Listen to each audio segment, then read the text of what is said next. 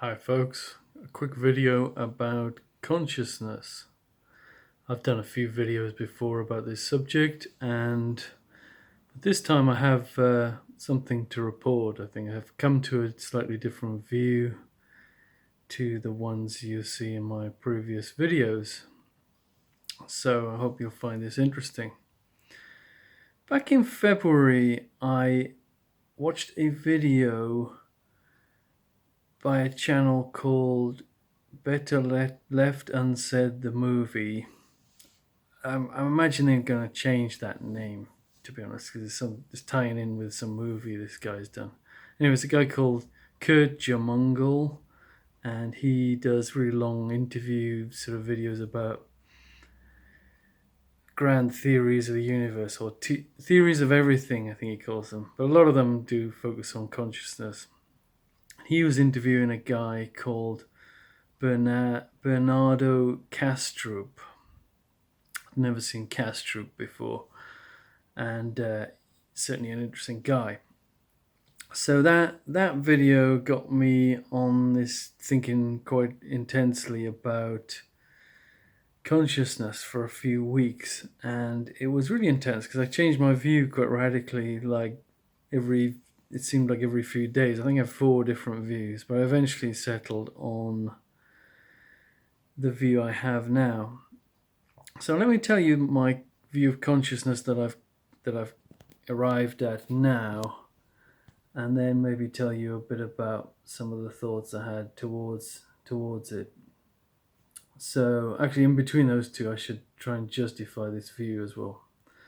So, but this is the first take of this video, so we'll see if it follows that plan. Anyway, so my current view is that consciousness exists. We are having this special kind of first-person experience, but the physical world also exists. And also I posit 2 extra laws of the universe, or laws of physics, if you like. The first law of physics says that if a system has a certain amount of, let's say, intelligence, it might not be exactly intelligence, a certain amount of connectedness or something, then consciousness will be created by that system. So it's a little bit like if you're cooking on a gas hob and the gas is coming up and it's turned into this fire. So consciousness is a little bit like this fire that comes up, and the brain is a bit like the cooker, if you like. So it's created by the brain. It's just like if the cooker suddenly breaks, then the flame will disappear, hopefully, if it happens safely. And the same with the consciousness. If my head gets damaged too badly, then the consciousness will stop. If my head gets repaired and my brain gets repaired, the consciousness will come back. It's always just there as an effect of an intelligent system, as I say. So that, for me, we can call that a law of physics or law of the world, because it wouldn't necessarily be so in every possible reality. You could have a reality like the world we live in, but without the consciousness being created. I think our reality would be just the same, except there wouldn't be anyone having a first-person experience of it. And for me, there would be no moral consequences of anything that anybody did, but people might disagree with me about that. That's a kind of side point here. So yeah, so it's an extra law of the world, and if we tried to describe the whole universe in a bunch of laws, and we didn't say this thing about the consciousness being created, then we would fail to describe part of reality, but certainly part of reality.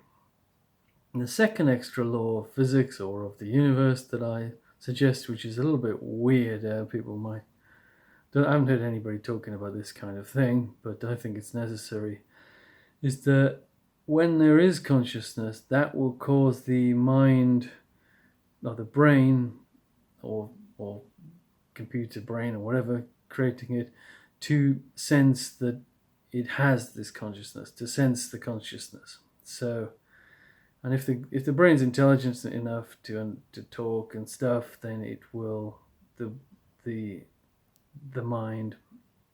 I won't use the word mind. Sorry, the physical brain will be able to express that it has this consciousness. That this consciousness is being created by it. If the brain isn't intelligent enough to really express this, it will have some sort of sense, a sort of internal sense, but it's a bit like one of the five senses, but it's kind of inside the mind.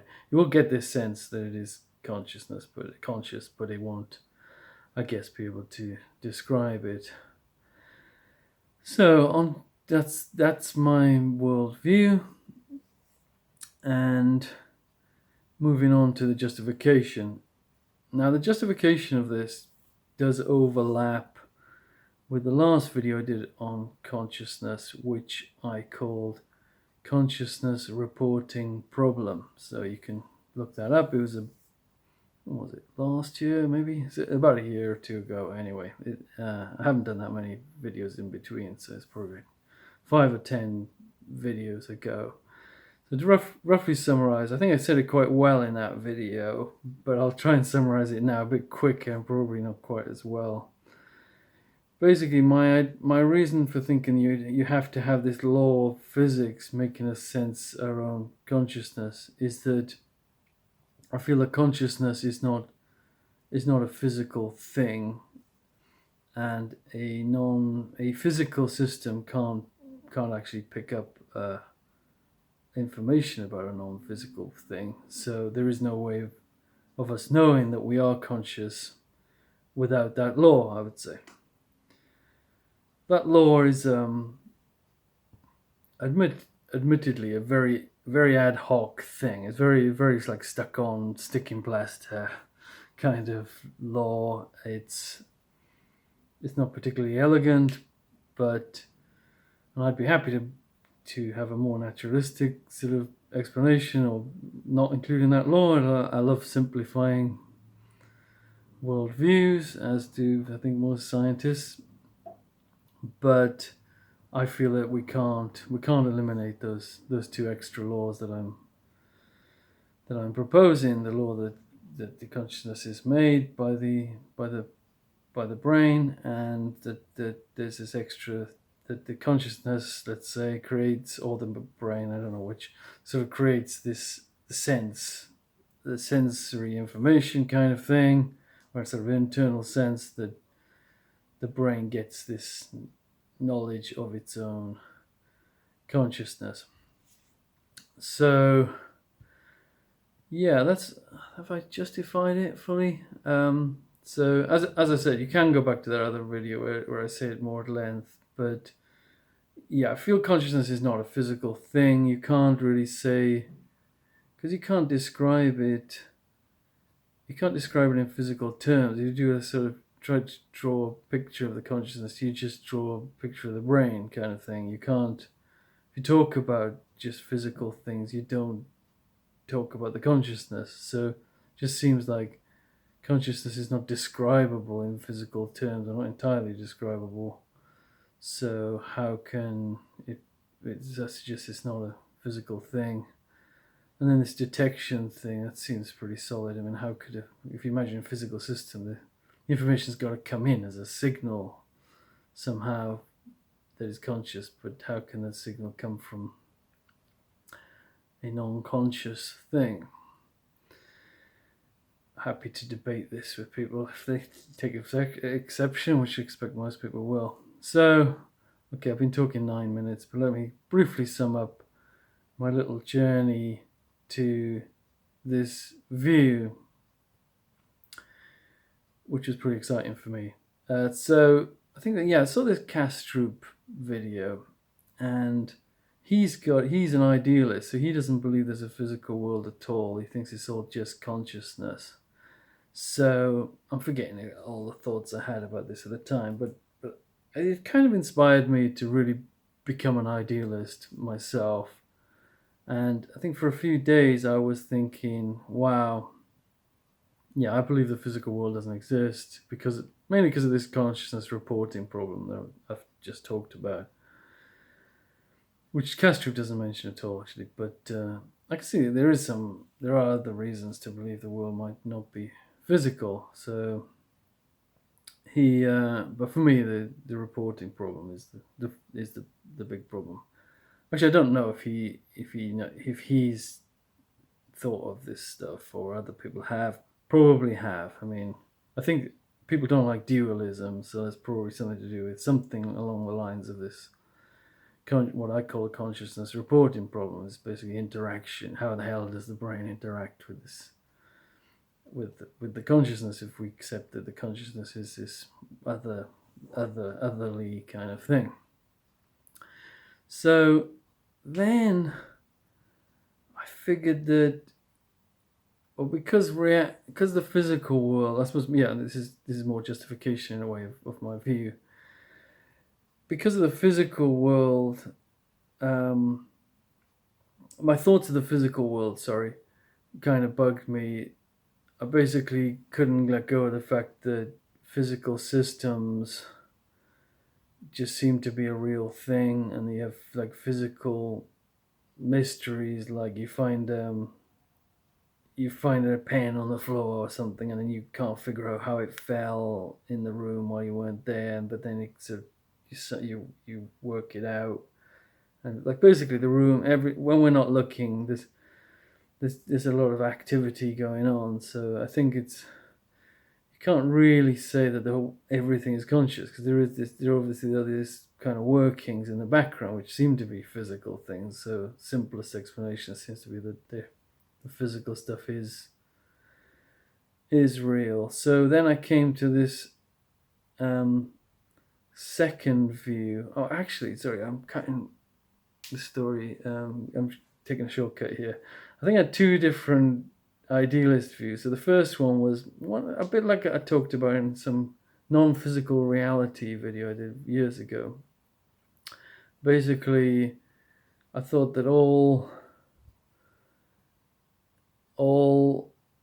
experience, yeah, that's right, they were just experiences, and each like person moment kind of things. They weren't really people, but they were just an infinite, if you like, or a huge number of moments, and that's what the universe is. It's all just a huge bunch of moments. Then I kind of refined it to this, like, it's actually, because time seems to be a real thing, doesn't it? So I think I did another video years ago saying it's time in a non-physical reality or something. Basically, I kind of was going through some stuff I'd already kind of thought, but this time I was really believing it. So then I had this view where there are just people, but we're not exactly people as we know it. We probably don't die. We probably weren't born when we thought we were born, or we aren't going to die when we thought we were going to die. But there is this we're all conscious experiences. There may just be one, I guess, that's me, but we could also think that there are more than one. But if you're talking to someone else, then that's not necessarily. That's probably just part of your conscious experience. Probably not another real person. Though there could be another real consciousness that has that experience of talking to you. But it's not in the room with you. It's kind of just like you're talking to people in a dream. But then, as I said, I had physical reality came bugging me, and this thing about things really happening in rooms with pens and science and stuff kind of came back, and then I thought, well, because it's conscious reporting, consciousness must be a real thing. It can't just be physical, because a physical thing can't detect non-physical. But there is a physical world, so I thought. Then I started believing basically there are souls. I haven't been a Christian for years. So it was kind of fun. It was kind of fun to be a believer in souls. These souls were pretty depressing though, because they don't survive your death. In fact, I thought it's probably for the best that they don't survive your death, because you could be this disembodied consciousness without a body. I just said disembodied, so I didn't need to say without a body there, and so you might just like kind of be having no sensory experience, no thoughts, but still be conscious. It could be pretty horrific forever or something. So I I believe temporary souls, I think I called them. But then after a few days, I thought actually anything these souls can do, you could just posit a law of the universe that does it. So you could just say that yes, there is consciousness. I suppose my view, in a sense, is a bit still like it's a temporary soul because it's a bit of some kind of weird, not quite physical thing in the physical world. But I'd rather we might as well just call it an extra rule, really, rather than sort of call it a soul or something. But then, basically, you can just have an extra rule that says that the brain somehow gets this information that it is conscious. So, anyway, I think I've summarized my journey and my view, and I hope people find this interesting. All the best.